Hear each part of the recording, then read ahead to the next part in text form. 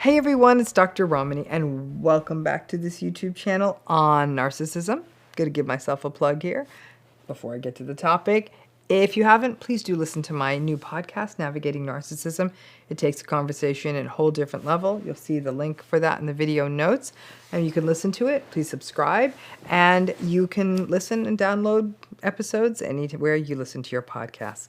So let's go to today's topic, though. I'm going to talk about this idea of casing the joint, right? Anybody who likes a good crime novel or crime show knows what it means to case the joint. But let's talk about what it means to psychologically case the joint and how that helps you understand some of what happens in a narcissistic relationship.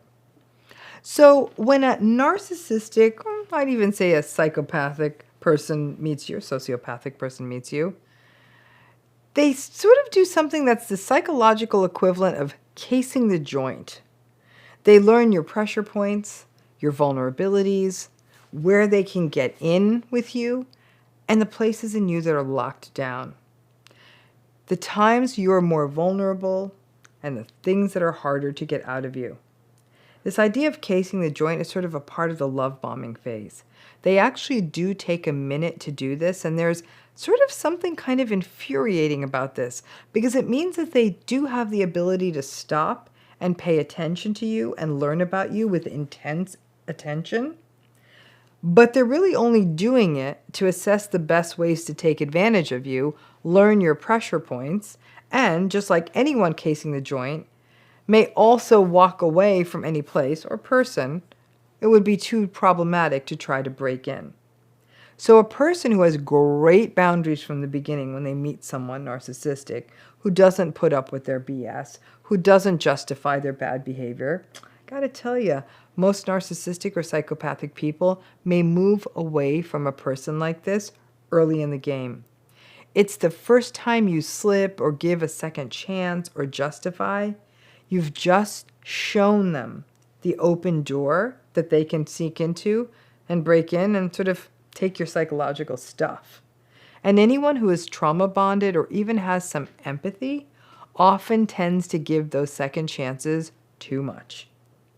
Those of you who may not be familiar with this term, this idea of casing the joint, it actually has to do, it basically involves a criminal actually kind of looking at a place to find the weaknesses in that place that they're going to burglarize or rob or commit a crime. That way they know the rhythms, they know when people change shifts, they know when people are home, they know who uses what doors, what windows are open, or etc. They learn it, and then they can exploit it. So casing the joint is about getting to know a place to take advantage of it, exploit it, engage in criminal behavior.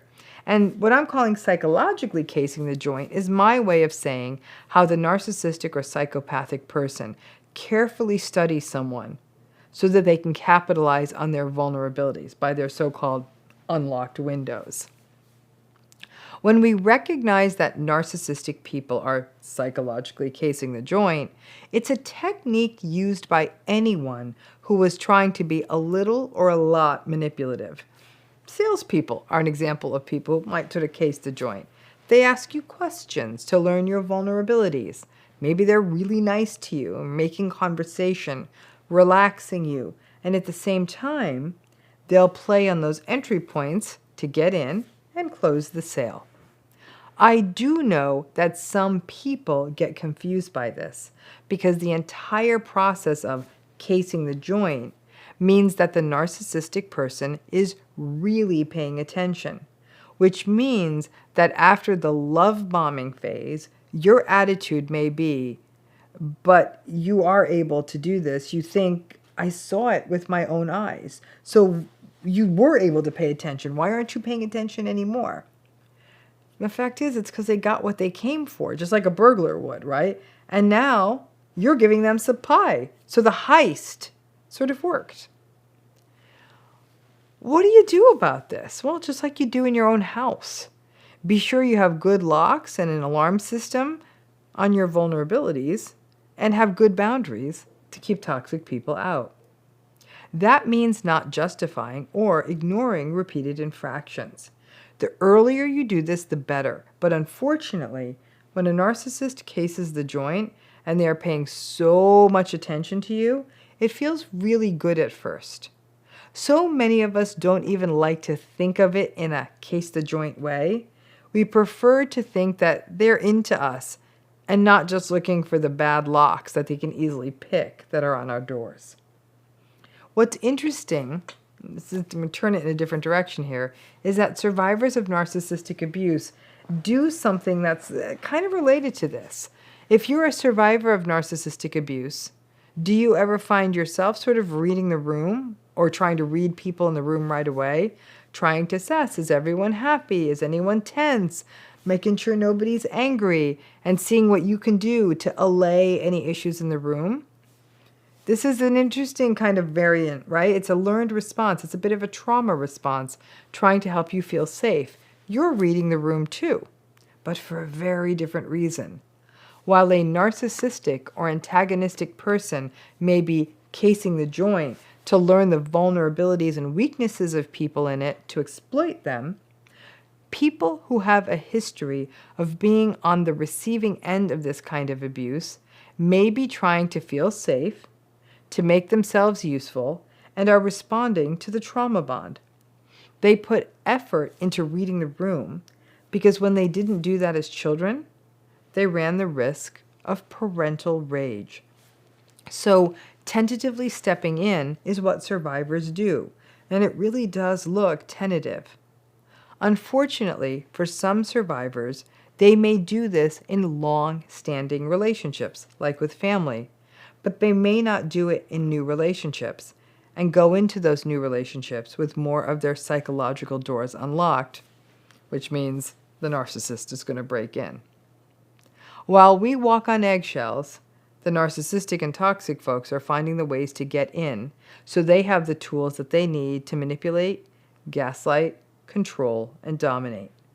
It's difficult when your behavior, which may look kind of similar at times, you're also trying to read the room too. It has such a different goal. So a key way to stay narcissist resistant and safe is to invest in one hell of a psychological alarm system. Great boundaries, locks, and maybe even some cameras. How do you do that? Again, the boundaries, resisting the trauma-bonded urge to justify no matter how uncomfortable it is, catching yourself when you want to give the benefit of the doubt, and reminding yourself to not fall for the future faking.